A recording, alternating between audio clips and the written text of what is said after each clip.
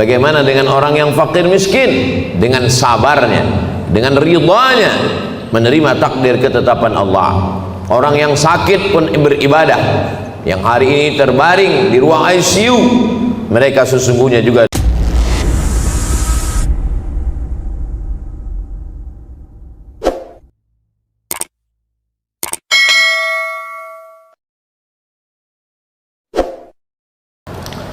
seandainya manusia duduk 500 tahun termenung untuk memikirkan dia datang dari mana, dia akan kemana, dan untuk apa dia berada di sini, maka niscaya dia tidak akan pernah mampu menjawab.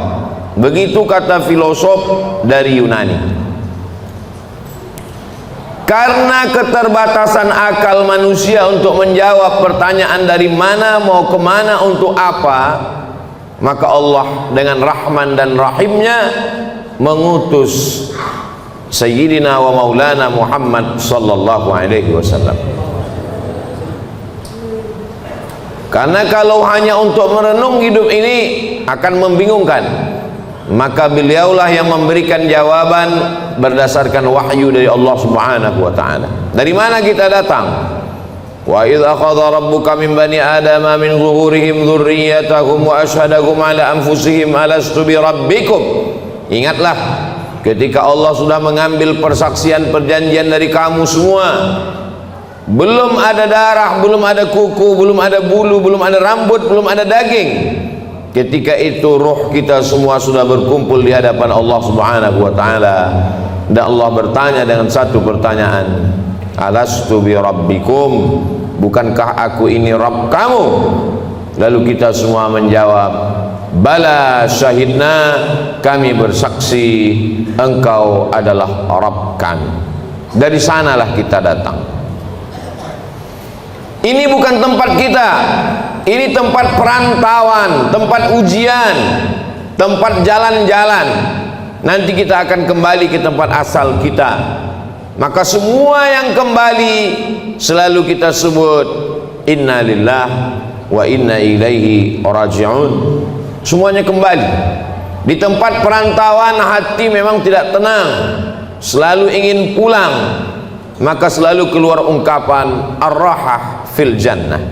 Ketenangan itu nanti di kampung halaman tempat asli kita di surga, bersama Allah, bersama Rasulullah sallallahu alaihi wasallam.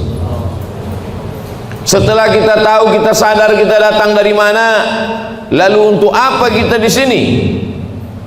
Wa ma khalaqatul jinna wal insa, tidaklah aku ciptakan jin dan manusia illa liya'budun, kecuali hanya untuk satu saja, beribadah.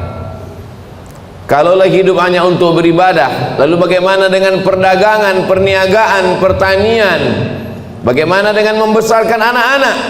Disitulah kasih sayang Allah. Yang berdagang pun juga bernilai ibadah. Melangkahkan kaki dari rumah, bismillahirrahmanirrahim, wa i'tasamtu billah, la haula wala quwata illa billah.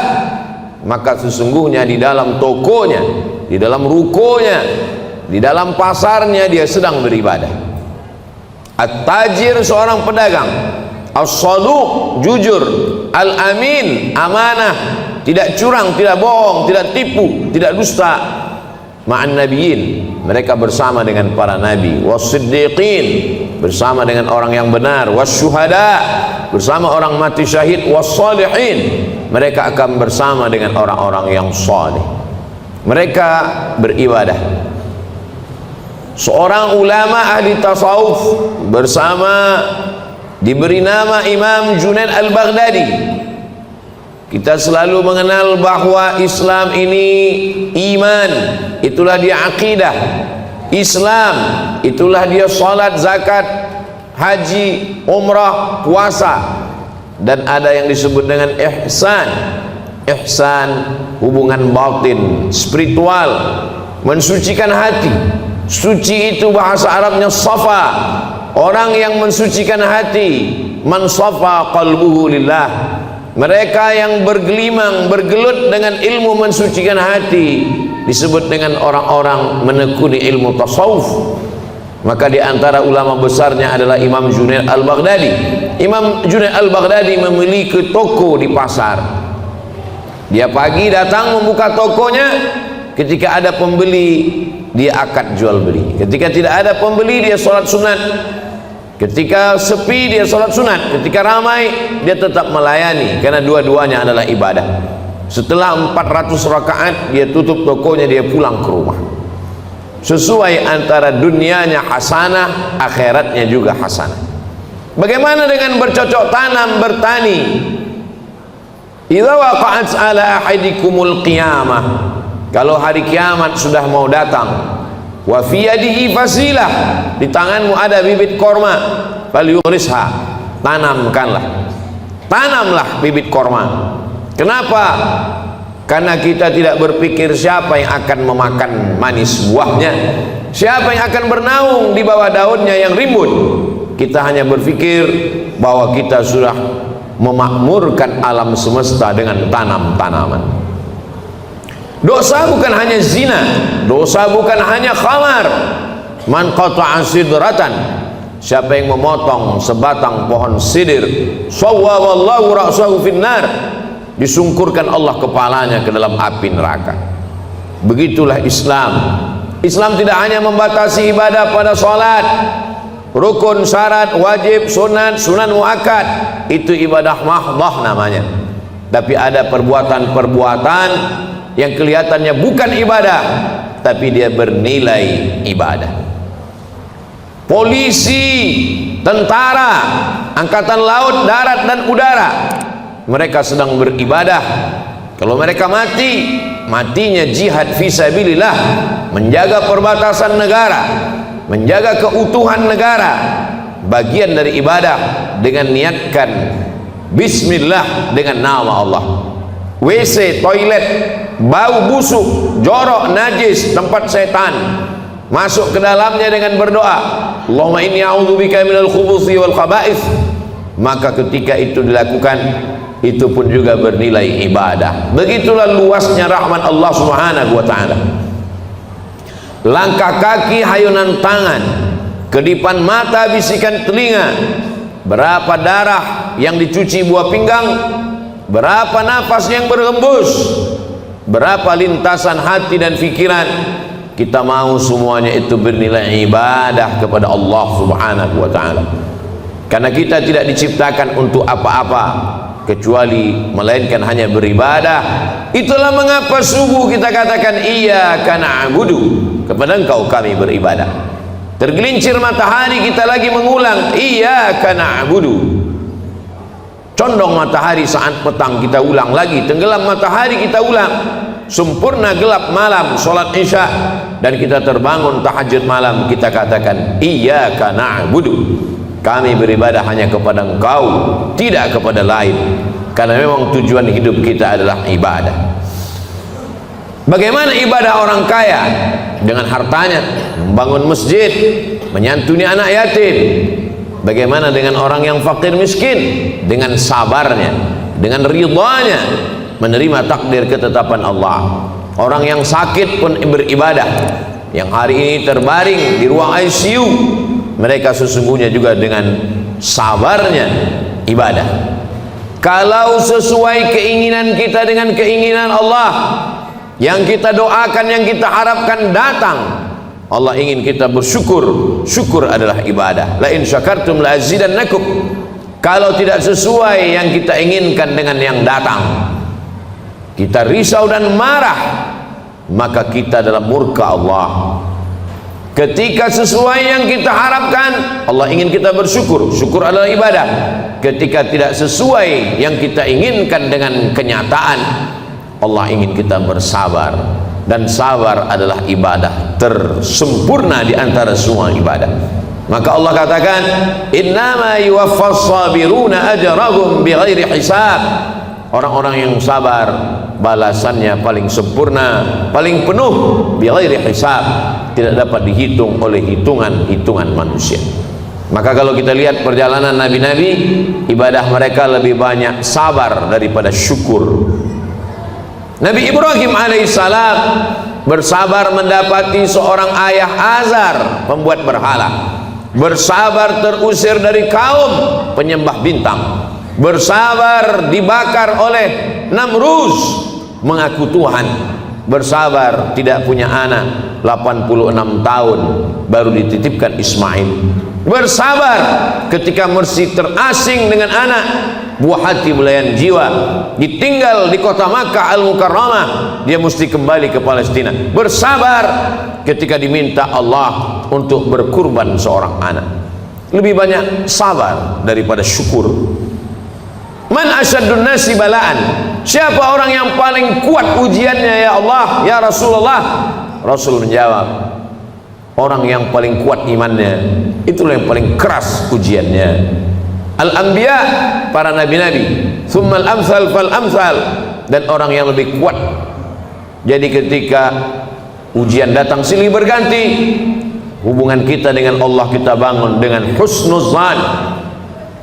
Kalau dengan manusia saja kita bisa husnuzan, kenapa seorang anak buah diperintahkan untuk menunggu direktur atasan mampu menunggu sekian jam?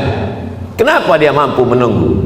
Hanya karena mengharapkan gaji bulanan, karena mengharapkan naik pangkat dan jabatan. Dia husnuzon dengan atasannya. Mengapa kita tidak pernah husnuzon dengan yang paling tinggi, paling mulia, paling agung, paling teratas di antara semua atasan? Dialah Allah. Kita husnuzon kepada Allah Subhanahu wa ta'ala. Menyenangkan atau menyusahkan, baik atau tidak baik, itu menurut pandangan kita. Dalam pandangan Allah semuanya baik. Maka kita mintakan kepada Allah yang baik menurut Allah. Berapa banyak anak-anak menganggap orang tua tidak sayang. Anak berharap ingin dibelikan handphone, anak berharap ingin dibelikan sepeda motor, anak berharap ingin dibelikan mobil. Orang tua yang tidak membelikan keinginannya menganggap orang tua tidak sayang. Padahal itulah orang tua yang sayang. Dia tidak ingin anak ini rusak, dia tidak ingin anak ini kecanduan game online, dia tidak ingin anak ini akalnya tidak dipakai untuk belajar. Seorang anak saja sulit untuk menangkap logika seorang ayah, bagaimana dengan logika Allah Subhanahu wa ta'ala? Maka hubungan kita dengan Allah yang paling indah adalah hubungan husnuzan. Buah daripada husnuzan adalah ridha. Sebelum matahari terbit kita sudah katakan aku ridha, raditu billahi rabba, aku ridha menerima segala ketetapanmu ya Allah. Orang yang paling bahagia adalah sururul qalbi bimururil qada, hati merasa bahagia melewati perjalanan takdir Allah Subhanahu wa ta'ala. Sampai kapan? Lelah, letih, kecewa, sakit hati, marah. Sampai kapan? Sampai akhirnya kita tidak lagi mampu berkata dan berbuat apa-apa. Muda, belia, terang benderang, sampai pada akhirnya menguning, layu dan mati. Di sini tempat kita sejenak singgah dalam perjalanan panjang, mampir sejenak ke pom bensin, ke toilet, berwudu, makan, istirahat. Setelah fresh kita lanjutkan perjalanan. Perjalanan kita selanjutnya adalah kembali menghadap Allah. Ketika kita sudah lulus dengan berbagai macam ujian, ridha, sabar, tawakal, berat ujian hidup, ada yang maha besar tempat mengadu. Angkat kedua tanganmu, katakan Allahu Akbar. Besar ujian hidupmu, ada yang maha besar. Allahu Akbar. Besar dosamu, ada yang ampunannya lebih luas. Zunubi mithlu a'dadir rimali, dosaku sebanyak buih di lautan, sebanyak pasir di pantai, tapi ampunanmu lebih luas, lebih banyak lagi daripada itu ya Allah. Abu laka bi ni'matika alayya, aku datang menghadapmu membawa nikmatmu, nikmat mata, nikmat tenaga. Wa abu bi dzambi, tapi justru aku datang membalasnya dengan dosa-dosaku. Tapi aku yakin dan percaya Engkau mengampuni segala silap, salah dan dosa. Innallaha yaqbalu taubatan 'abdi qabla an yugharghir. Allah menerima taubat seorang hamba. Sampai kapan? Adakah batasan 40 tahun? Tidak ada. sebelum ghargharah, sebelum sakratul maut, kembali ke jalan Allah. Ya ayyuhallazina amanu, orang yang percaya bahwa dia akan kembali kepada Allah, hidup sejenak sementara. Man arafad dunya hanan alaih, siapa yang kenal dunia maka ringan bagi dia menjalani hidup dunia. Dunia tak sampai setengah sayap nyamuk, dunia tak sampai setetes dari lautan samudra. Bagi yang dapat setetes jangan bangga, jangan bahagia, karena yang kau dapat hanya setetes. Bagi yang tidak dapat jangan kecewa, karena yang tidak kau dapatkan pun cuma hanya setetes. Masih ada lautan yang luas. Walal akhiratu khairul laka minal ula, akhirat lebih utama. Wal akhiratu khairu wa abqa, akhirat lebih baik, akhirat lebih kekal. Seorang penggali parit berkubang lumpur dari jam 7 pagi sampai jam 7 petang, gajinya dimakan, diambil oleh orang yang lebih berkuasa, yang lebih hebat. Kecewa, sakit hati, dia masih bisa tersenyum. Mengapa? Karena dia yakin ada akhirat. Malik yaumiddin, di sana ada keadilan, di sana akan ada perhitungan. Hatta yuqadus satul jalha, hatta yuqadus satul qarna, sampai-sampai kambing yang bertanduk akan dituntut oleh kambing yang tidak bertanduk. Begitulah keadilan Allah subhanahu wa ta'ala. Untuk apa ada akhirat? Bagi mereka yang A, tidak, T, keyakinan, is, orang yang meyakini tidak ada Tuhan, tidak ada malaikat, tidak ada akhirat, mereka akan stres, mereka akan depresi, mereka akan bunuh diri. Bagi mereka gedung yang tinggi puncak daripada penyelesaian segala masalah. Naik ke atas gedung, terjun ke bawah. Kalau dia bahagia, sebahagia-bahagianya, karena menurutnya dialah puncak kebahagiaan, tidak ada Tuhan. Kalau dia stres, susah, depresi, dia akan amat sangat menderita dalam hidup. Orang beriman, kalau dia sukses, kalau dia kaya, kalau dia berkuasa, maka dia akan berkata, hadza min fadli rabbi, ini karunia Tuhanku, liyabluwani, untuk menguji aku, ashkur, apakah aku akan bersyukur, am akfur, atau aku akan kufur. Kalau dia sedang diuji, susah, sakit, menderita, dia tidak stres, dia tidak putus asa, karena itu hanyalah salah satu bagian dari cara Allah untuk menguji imannya.